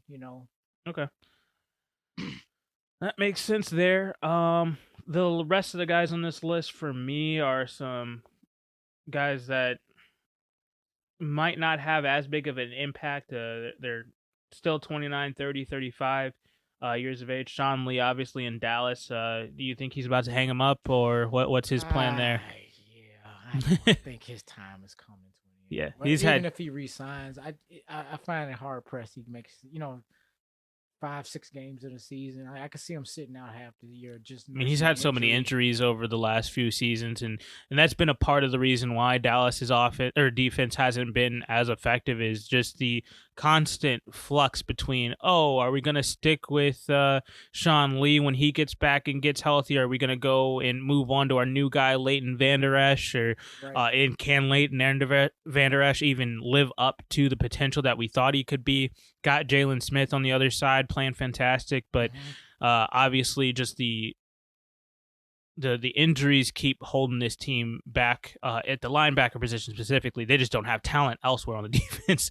So they just really need to figure out what Sean Lee's going to do. If you want to re-sign him for a 1-2-year deal just to finish things out, maybe you think he's got something left to give, but I think it's time for him to walk away there. Yeah, I could see him an extension to the coaching staff, coordinators. He could definitely take a 1-year deal and provide that somewhere else, and because, I mean, granted, you can get him on a cheap.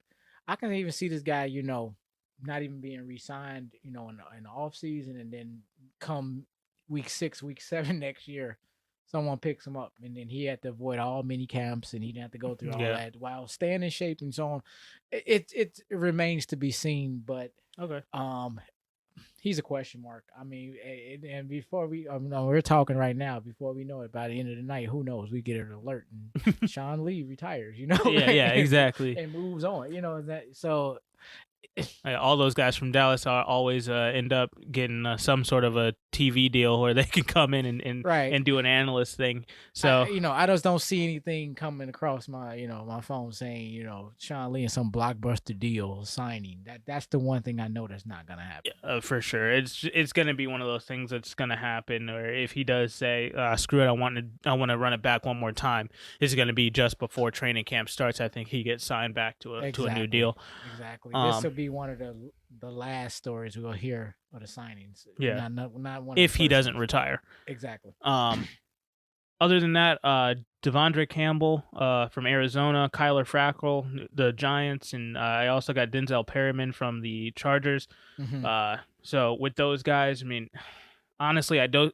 Not that they don't have value. I just think that they're going to have some lower end contracts that possibly when you get these guys on your team, if you already have a few guys at this position, you can kind of use these guys to get that depth, like we were saying. Injuries is always a part of football, so having that rotation on the defensive side of the ball is huge, especially with the front seven.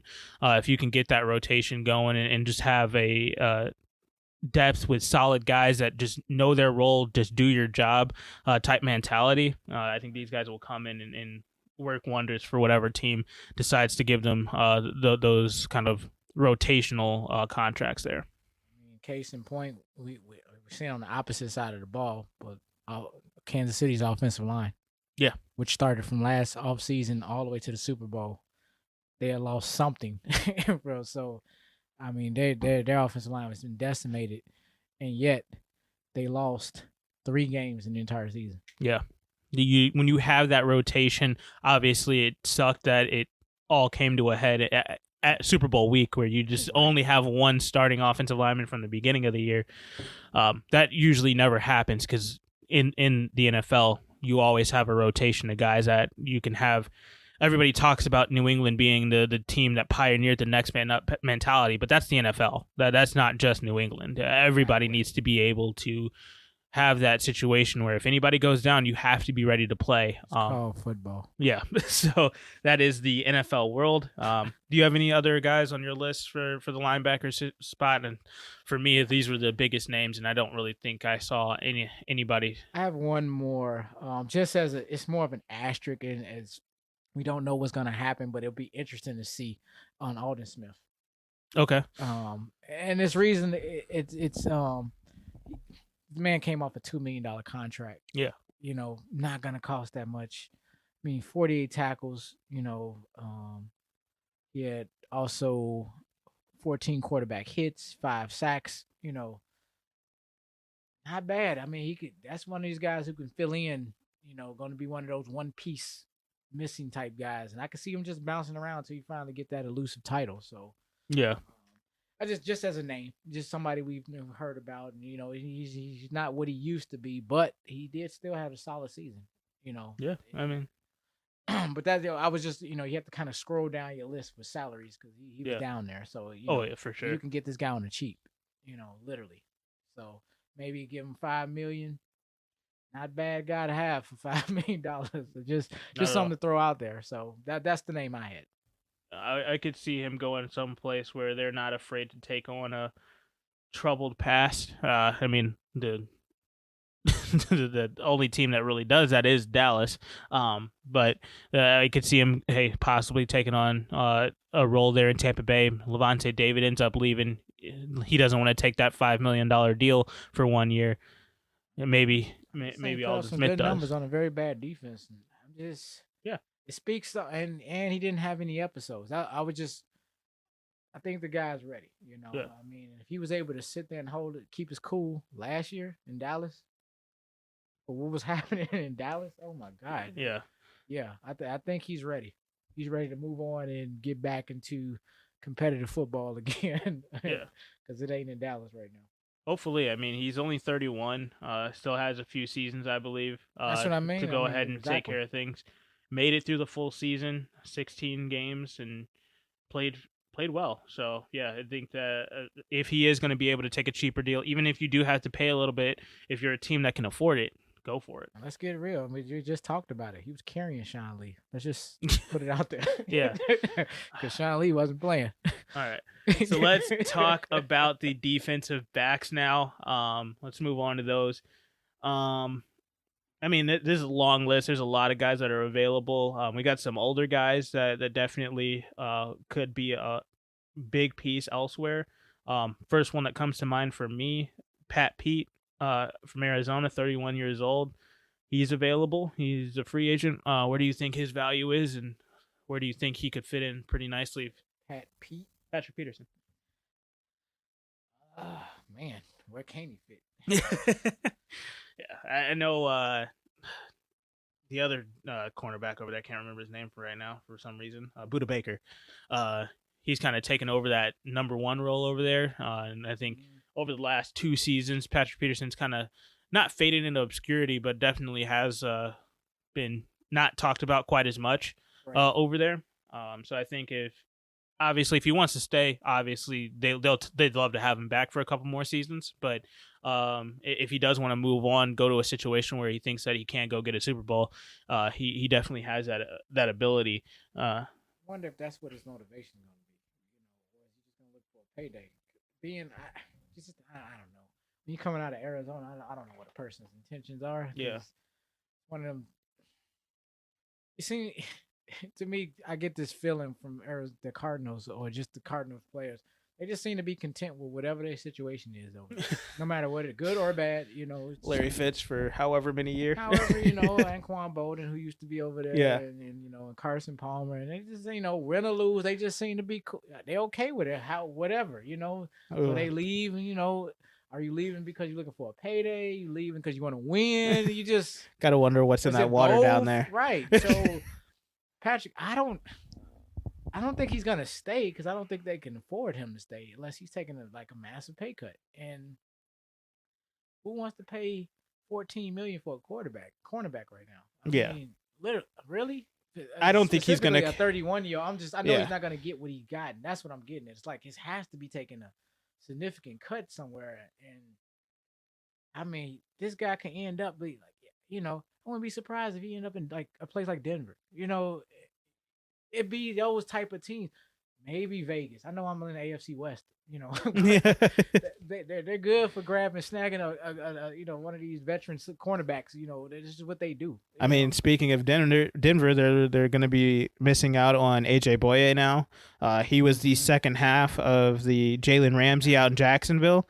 So hey, I mean, if he's leaving Denver, you want Pat Pete to fill in that. He's only 1 year older.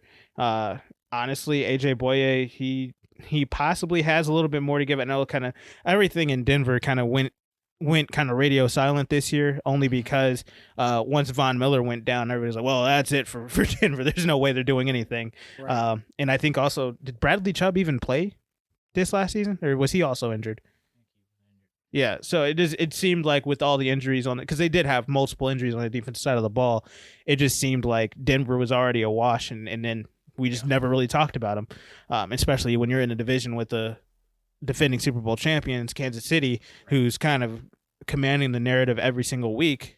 When you're a team that just really can't even crack into that conversation, these guys kind of go into obscurity, and now a guy like AJ Boye, who definitely could have 2-3 more seasons of fantastic football to play, he can definitely be a short shutdown corner. I mean, he held his own in Jacksonville, having to compete with Jalen Ramsey.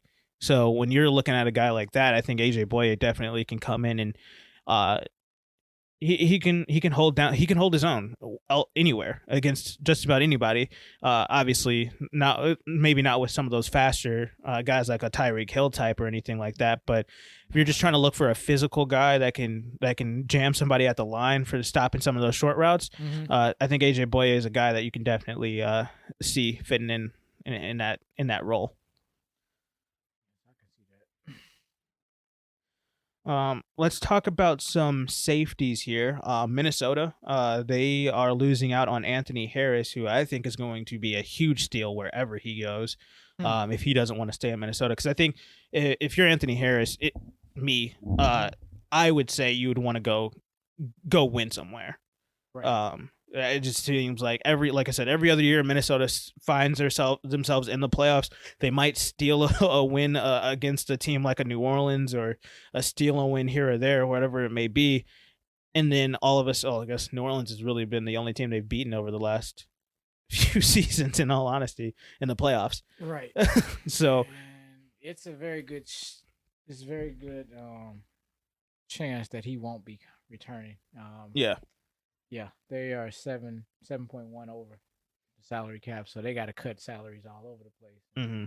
It'd be just to return the services of of this guy, and I just don't think so. Yeah, I think Minnesota has a lot of work to do. They're trying to figure out if they want to keep Kirk Cousins to try to save some guys' jobs just by holding pat, or if they're going to trade him away to go get Jimmy Garoppolo as I guess a lateral move. To me, I don't think no, I would rather have Jimmy Garoppolo in all honesty, but this isn't a quarterback show. Yeah, I just think Minnesota has a lot of decisions to make upcoming here. And it just looks like they're in a situation where it's just time to mutually part ways and just move on. It just doesn't seem like that's going to be a good situation for them. Yeah. Denver again has two more defensive backs that are going to be available. Both their safeties, Justin Simmons, free safety, and strong safety, Kareem Jackson, are both going to be available. Actually, no. Justin Simmons is a unrestricted free agent, and Kareem Jackson is a team option. Yeah. So what's that option? Let me pull up his contract here.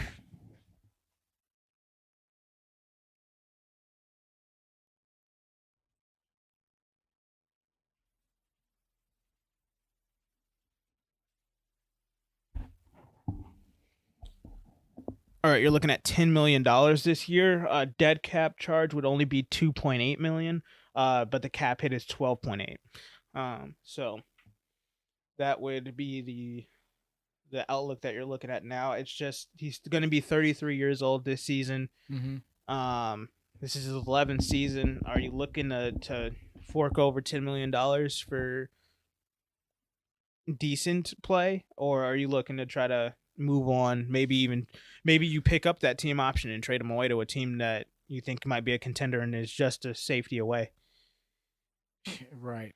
Oh man, they got a lot of decisions to make here, but I could see them possibly keeping one guy maybe and other two going, or if not all three out. You know. Yeah. Denver, like I said, Denver is in a rebuild right now. So. For sure, they're not in a good situation right now.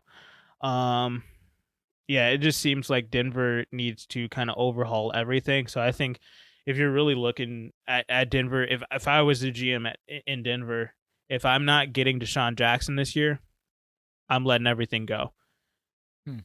Let Von Miller walk, let Kareem Jackson walk, let Justin Simmons walk, let AJ Boye walk. Like don't take on any more money than you have to. Right. Save the money, wait for the TV deal to go through. Let's see what the salary cap's going to be down the road. Let Drew Lock have another season. Just hold pat. Can he break out, do anything this year? If he can't, you're ready to move on next year. I mean, you've got a high draft class. Exactly. You unless you're looking to trade up in this draft class to go get a guy, whether that's the only guy that I could see them trying to trade up for is Zach Wilson. Right. Maybe maybe if Justin Fields falls to them, they go with him. But yeah, I just think that Denver, with the situation that they're in, if they're not getting Deshaun Watson, cut your losses and move on. Right.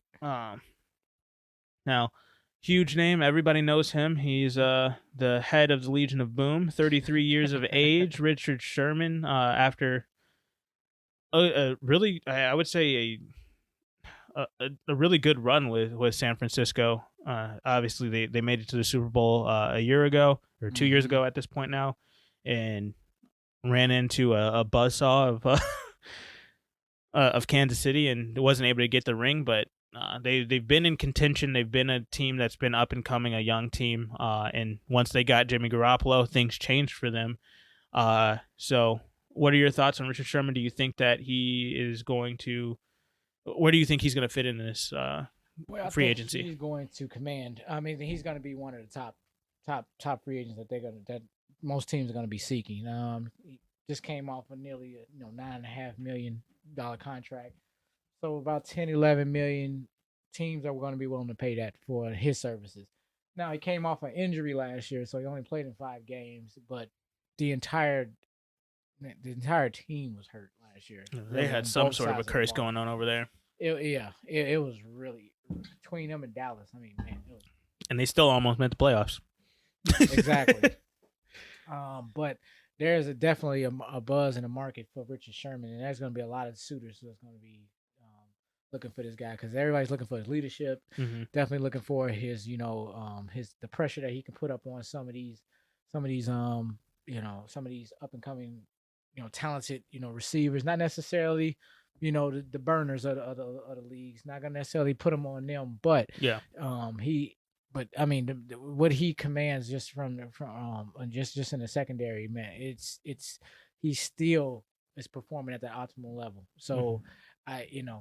I definitely don't see this guy all of a sudden when the smoke clears. Richard Sherman is still sitting there, Yeah. trying to find a place in the spot on somebody's roster. Okay. And after that, I mean, I've got guys on this list. Josh Norman. What are Mm-hmm. your thoughts on him? He goes to Buffalo. They had a fantastic year. Defensively, they played well.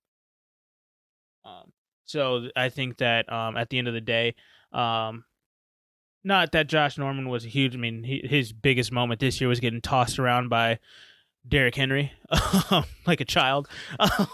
So Right. where do you think his value is, and where do you think that he might? Does he end up anywhere? Or does he call it a Uh, career? Where do you think he's at? if it's the right situation, it maybe. I could see him possibly running it back with Buffalo. That's what I would do. I Probably his best situation, but I can also if he ended up somewhere like, man, you seen him over there at the Saints, or you seen him in Green Bay or Tampa Bay, I wouldn't be shocked. I'd be shocked if it was Just the for Saints, because the one Saints year. have a lot. They have a horrible cap situation that I don't know if you'd be willing to But spend the money on a if you're Josh going Norman. for a discount just to try to win, I Even don't for know. that, I just would say you've already got an older guy like Marshawn Lattimore on your team. I just Depth is depth. I'm not gonna spend money in that area Right. right now. I'd probably look at solidifying the offensive line. You got to figure out what But the hell Drew Brees is gonna do. but even taking, I was gonna say, but you take the model of, the whole speculation with Russell Wilson situation. Yeah. They already know, even for that to work, they would have to move so many pieces around, and Hmm. so same difference. I just don't want to rule out Yeah. New Orleans to say, well, their hands are tied, they can't do anything, they just gotta have to sit on their hands. No, it's not necessarily. It's possibly just based on wherever, if he resigns anywhere, even Buffalo included. I just think it's just going to be on a discount, and it's really going to be like a 1 year. Let's just go for it all. If he had a multi-year deal from anywhere, I'll be shocked. I think it's winding up, and I mean he had a decent season. But yeah, I think he may try to run it back one more time with Buffalo. Okay. I think that's his best situation. I think that he still has at least a year to offer something to any team, and I think Buffalo. You're already in that system. You Mm-hmm. already know the language. You already know the tendencies of your teammates and whatnot. And if you can come in and spell a guy on a down or two, just to come in, let him go get some air, let him go get a drink of water. You come in, you can hold your own, Mm-hmm. come and then have the other guy come back in. That's the perfect situation for him. Um, Obviously, like I said, the talk of Josh Norman is that toss that Derrick Henry had on him. So um, I don't think he's washed. I just think that he's got to take a step back and realize that he's not a shutdown man-to-man quarter anymore. And if you take that discount, you can stay on a team that's going to be a really good contender moving forward here. So another not huge name, but a guy that of recent years has definitely made it into the limelight. New England's cornerback Jason McCourty. Well, what are your thoughts on him? I know that they had a really rough season out in New England. Um, Hard to evaluate considering COVID, the opt outs, injuries, mhm. the season. Possible, I could see possibly teams, players wanting to leave. Just based on how everything played out. Yeah. Let's see the market. Let's see what's out there. I think definitely down at this end. Hmm. This tier of players. I think they're gonna just weigh out all the options, and if New England is still on that list, I'm sure re-signing maybe third, fourth, the last option, but Yeah. I, I can see them just looking to let's see what opportunities are elsewhere because let's come on, the ship has passed in New England. They're not in position to win anything anytime soon. So Yeah. you're just going back unless you're just comfortable. You like Boston, my home's there. That's where the kids and I Yeah. understand all of that, but I don't know if that's what his situation is. So it would be in that kind of scenario as to why he would probably choose New England first. Yeah. But I could just see he'll be moving on, looking for a better situation somewhere else. Okay. Um, really, the only other person. I mean, I got a ton of names on this list, but Hmm. the only other. Let's we can conclude it with one more, and then we can just move on to the next position. Well, the biggest. Oh, I don't have anything for the specialists or anything like that. I was gonna go off of your list on that. No, no, no. We're gonna. You know what? Let's talk about a few of these names. Yeah. Since you're at the end of your list, and that's fine. I wanted to make sure. I wasn't sure where you were. Well, I got a ton of names left on here, but the biggest name left is Keanu Neal. He's in an interesting situation. Safety for Atlanta.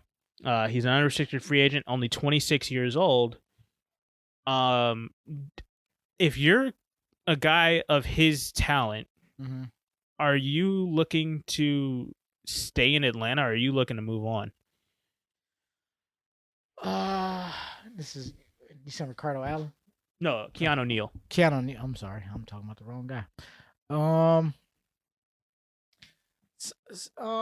Kind of similar to what I just said. I think he's going to weigh his options. Because it's Atlanta.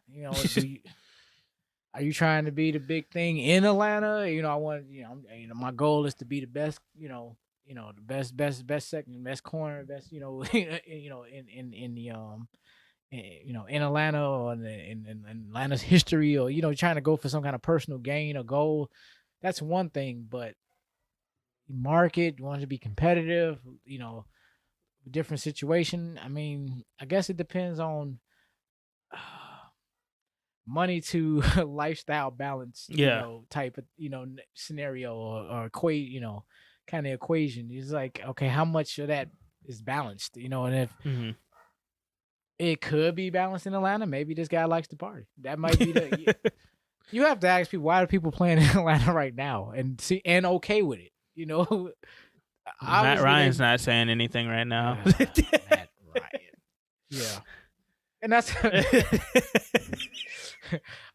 now, with that being said, I would say he's looking elsewhere. And again, Atlanta might be at the end of the list, not at the beginning. It's just if all else failed, all things been exhausted.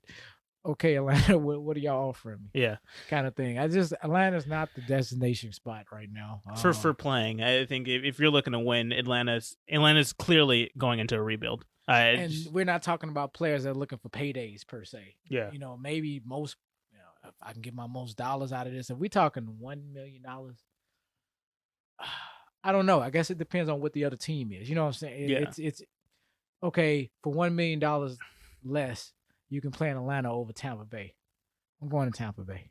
Yeah. It's simple as that. I'm going to go get my ring. Keep the million. Yeah. I'm good.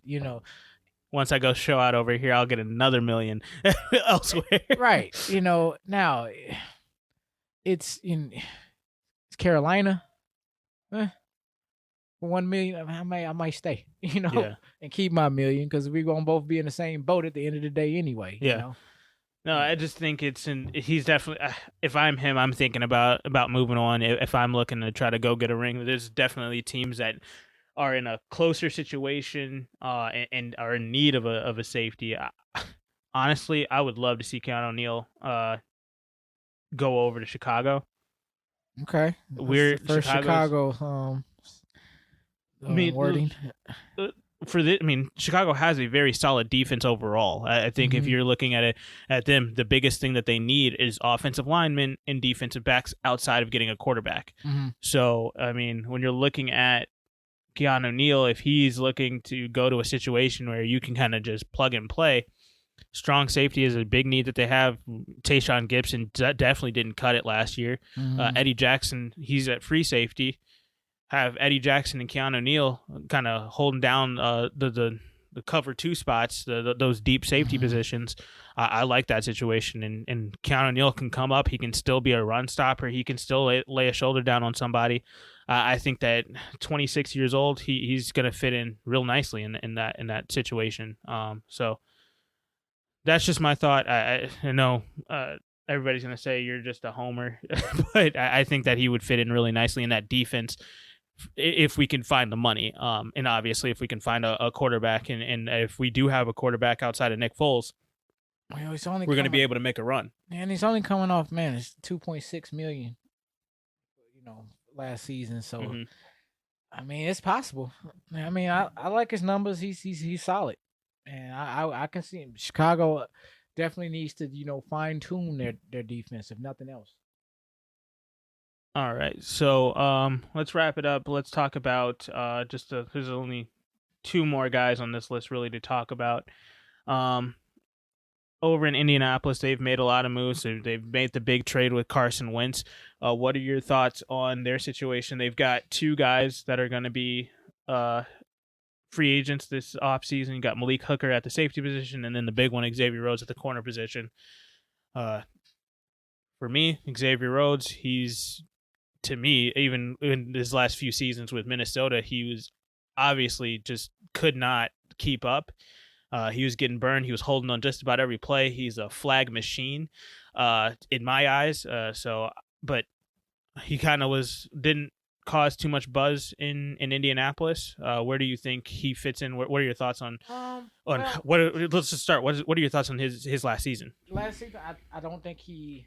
I think if there's a way of saying you could be a game manager on the defensive side of the ball, he managed. He didn't mess it up, type of thing. He came out with 42 tackles. He had 2 interceptions. Yeah. He didn't get really torched for a lot of plays. He wasn't one on all on the highlight reels this year, and I think he had a solid season. Yeah. What I'm seeing from him, just possibly look, he's looking to play the nickel, playing nickel and dime packages now. Mm-hmm. Not necessarily need to be a starter anymore, and that's fine. I think there's still a market for him, but utilizing him, smart, putting them in certain packages, and and bringing, just not necessarily having them down there. He's not an every down Yeah. corner anymore, and that's fine. And it's just understanding who he is. I don't remember Indianapolis overplaying him. I mean, he did play in all 16 games. He managed to stay healthy and 902 snaps. He's if he didn't show anything else, he showed durability last year. Yeah. And I mean, I don't necessarily see Indianapolis necessarily bringing him back. They probably end up going in a different direction and maybe possibly keep taking a flyer on Malik Hooker. Even though he's the safety, but and they just go and find another corner elsewhere. I mean, at the very least, I think Malik Hooker is going to get franchise tagged. He's only 25 years old. There's no reason to let him walk. Those are the two guys on Indianapolis's defense that are of major note on the defensive backside. And then yeah, so the only other person I would bring up is Daniel Sorensen.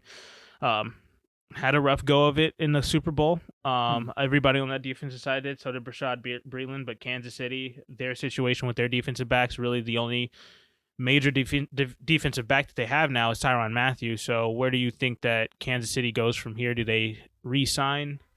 Do they move on? Where do you find them? They have nearly 18 to $19 million or 19.3 million over the cap. They got a lot of contracts to cut. So, Yeah. I don't see them bringing really none of these guys back. Breland, Sorensen. I think they're all gone. Okay. To be honest with you, and Yeah. Chiefs fan. So I don't see how they make the numbers work. Who would they get rid of just to keep these guys on their active roster? I think they're gonna go in a whole different direction with their secondary.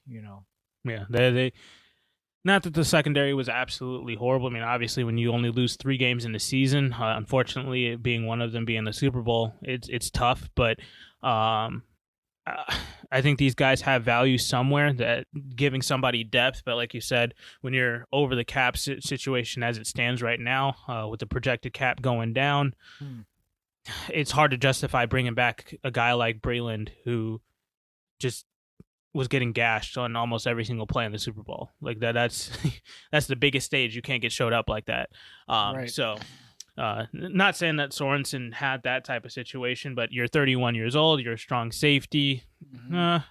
Honestly, we could bring you back on a cheap deal if we wanted to. We could make that money work somehow. But at the end of the day, let me be clear. When I say they're cutting salaries, I mean like even from the offensive side of the ball, which is the more bigger names or whatever, that Damian Williams is not necessarily slated to come back. And when I found out he was only, the guy was only earning $2 million for a season. Wow, Damian Williams might be on the open market next year. It's just same difference for the defense. They have to cut where they need to cut. And when you got a Clyde Edwards-Helaire and you had a Darrell Williams who plays serviceably, don't have room for, they're going to cut where they need to cut, and it's good offensive side as well as the defensive side of the ball, where at the Matthews, who else is left? So it's going to be interesting in Kansas City in the offseason, because it's going to be a lot of addition by subtraction, and they're going to be cutting salary, and I think that their major things that they need to take care of is offensive line depth, as we saw, and taking care of their defense and just bolstering that as much as they can, so that it's not reliant 100% on Patrick Mahomes to be Superman every single play, every single down. Now, with that in mind, you do have to take into account Patrick Mahomes' contract. I think Patrick Mahomes, now that his contract, that huge contract that he signed, is about to kick in, he's going to have to step up, and he is going to have to take on more of that role, especially because now you can't go sign guys on the defensive side of the ball you can't go make a big splash name like that anymore. And until we figure out what's happening with these TV rights deal and what's going to happen and how that's going to absolutely explode the salary cap. There's going to be a huge boom as soon as that thing is officially in ink. Everybody is signed down for what the new TV rights position is going to be. Right. There's going to be a huge influx of money, and the salary cap is just going to take off after that. So with that in mind, in these what maybe one season, possibly 2 or 3 seasons, where we're going to be kind of cash strapped because of COVID, you're looking at a situation now where, man, it just looks like there's going to be a possibility where Patrick Mahomes is going to take a lot of heat if he can't, not necessarily elevate his game, but if he can't elevate the guys around him to play better, to continue to make these runs in the playoffs.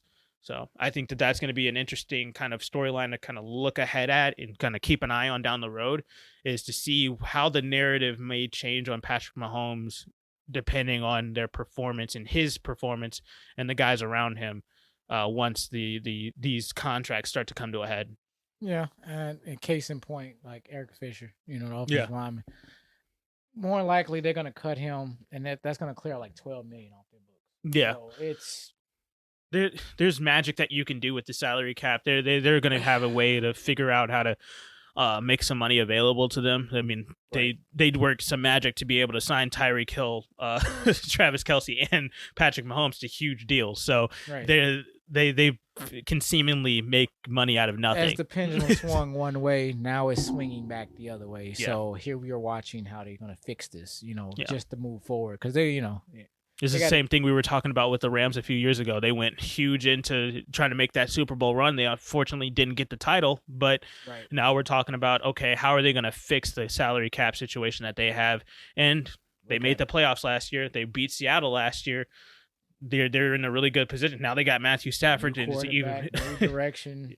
Yeah, who would have thought it? The Rams. Yeah, so I think that will kind of wrap up what we have here for today. I think down the line, what we're looking at, I mean, just kind of looking at the NFL offseason schedule. Like I said earlier, we are in the franchise and transition tag window as it stands. By the time you guys hear this podcast, it'll be over. It'll probably get this out on the 10th. So that's that. Oh, and then from there, on the 15th of March, we will begin that legal tampering window where you can start talking to free agents and if probably more official, closer to guys signing their contracts. New league year kicks off on the 17th, and that's when free agency technically opens, and that's when all these guys can start signing on the dotted line there. And then in April, we're looking at kind of those off-season workout, those mini camps starting to open up for the new head coaches on April 5th. And then April 19th, that opens up for the entire league. And then on the 29th and through May 1st, we have the NFL draft. So we got a lot of huge things to look forward to on this schedule over the next month and a half, 2 months here. So, nice. I mean, there's going to be a lot of stuff in store. Just come back, definitely listen in. We're going to have some good content coming out. On top of that, like I said earlier in the podcast, we are on Google Podcasts, Spotify, iTunes, as you guys have already heard us on all of those things, bevy of different other platforms. Plus now, if it's easier for you, you can also listen to us on YouTube. We are at youtube.com/The Square, I believe is just it, The Square Podcast. So you can find us there, and we can definitely you just continue to just grow and share, like, rate, subscribe, whatever you guys got to do. But hey, we want to grow. We want to get more people listening because we want to have in-depth conversations, not only between the two Curtises here, but with the fans as well. Yes. Well, that is going to do it for today's episode. You guys, thank you guys for joining and listening in, and you guys have a good night. Have a good night.